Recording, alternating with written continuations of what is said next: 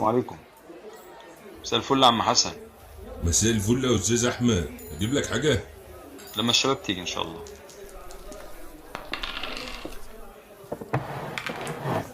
السلام عليكم.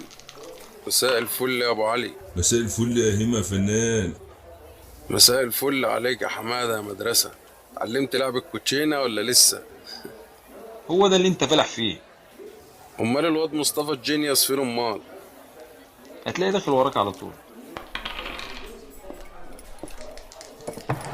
السلام عليكم. مساء الفل يا عم حسن. ابو حميد اهيم عاملين ايه يا رجاله؟ حبيبي يا درش. اتاخرت كده ليه يا ابني؟ يا عم انت لسه داخل، انا شايفك وانا جاي. بطل تمثيل بقى يا فنان. 3 قهوه سكت والجوكر يا عم حسن. ايه يا عم سخن ليه كده؟ ولا عايز تغلب ابو حميد تاني؟ تاني ايه يا عم؟ قول عاشر.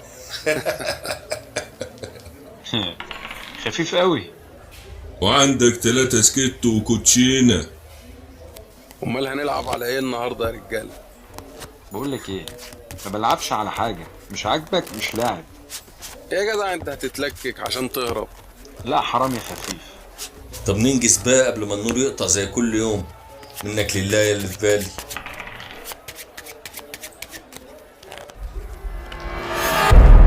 يا دي الفقر. الفقر.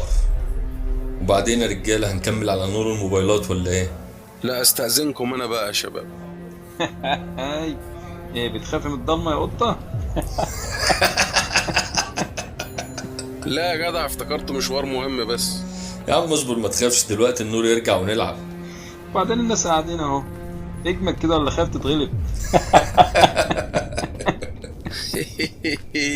خفيف. طب اصبر النور يرجع وانا هروقك عشان تبطل اللعبة خالص. حلو قوي الجو ده يا جدعان. وانا لسه شايف فيلم رعب كده، ايه على كيفك يا هيما؟ احكيهولكوا.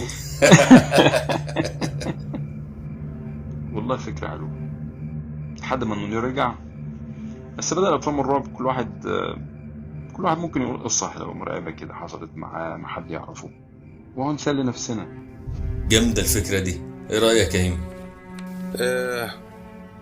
ماشي، بس صاحب الفكرة يبدأ. ماشي، بس محدش يقاطعني. مش عايز تعليقات سخيفه وبايخه.